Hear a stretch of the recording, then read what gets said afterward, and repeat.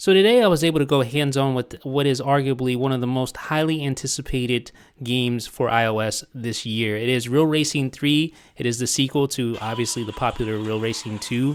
It's produced by EA, developed by the Firemonkeys, which is a collaboration of two highly successful mobile studios, the Iron Monkeys and Firemint, who previously produced Real Racing 2. So needless to say, there's a lot of talent and a lot of dollars behind Real Racing 3, and it shows. The presentation is nothing short of spectacular. It looks amazing. Your jaw is going to drop, undoubtedly. I mean, this is a beautiful iOS game, perhaps the best looking game I've ever seen on a mobile phone. So when you first fire it up, you can go through a little walkthrough here, as I'm doing now, showing you the basic control mechanics. We're going to switch over to the iPad version so you see a bigger screen so you can get a better glimpse as to how this looks. Again, it looks amazing. The presentation is awesome. You have all your options on the left hand side here. You can configure the game using this little option bar here, and then there's some more player options on the right hand side there. So lots of things to configure here. The one thing that I don't like about Real Racing 3 is that it's a freemium game. Notice this, there's a store built within the game. You can top up gold, you can top up dollars. Gold allows you to recharge or speed up the progress of the game, basically. And the dollars obviously allow you to purchase different items. You can also purchase various booster packs and things of that nature, and these cost real money, as you can see there, $24. The highest gold package I think was like $100 some odd. So even though it's free, it's very possible to spend a lot of money if you're really serious about progressing quickly through Real Racing 3. Now, that being said, it's not absolutely necessary to purchase, to pay out of pocket. You can get through the game, but EA, of course, is banking on you opening your wallet and becoming impatient. As you can see, the car is a little banged up. That's actually because I need to repair the car after every race. If I don't do so, obviously it's going to just look kind of busted up, and the performance of the vehicle isn't going to be optimized. So you really have to stay on top of keeping your car repaired. It's inevitable unless you're just an awesome racer.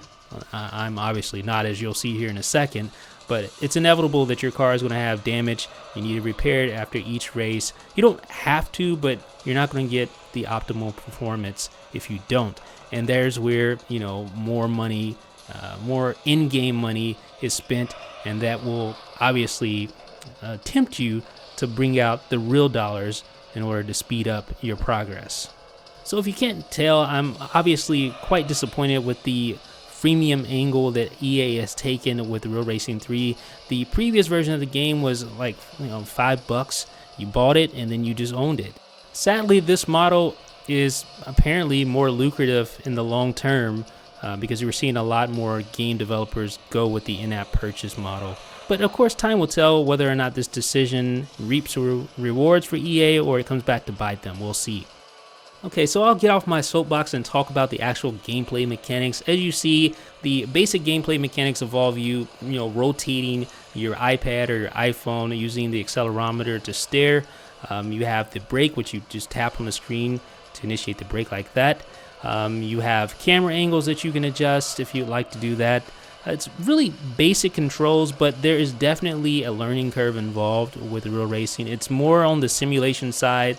It's not as much, you don't have, for instance, turbo boosters or anything like that. If you've ever played Real Racing before, it's closer to Gran Turismo than, say, Need for Speed. It has a lot of realism. There's damage involved. You can't just whip around corners. You actually have to take the corners the proper way in order to come out victorious. So you can see I came in second place. Now, after the race is over, you get the option of repairing your car. You can actually, there's two things you can do. You can repair it. You can see my bumper's kind of messed up. My hood is messed up. Let's go ahead and find a hood repair. There we go, hood damage. You just tap that, and then you see here you can repair it now, or you can wait a minute and 30 seconds and not spend any of those coins.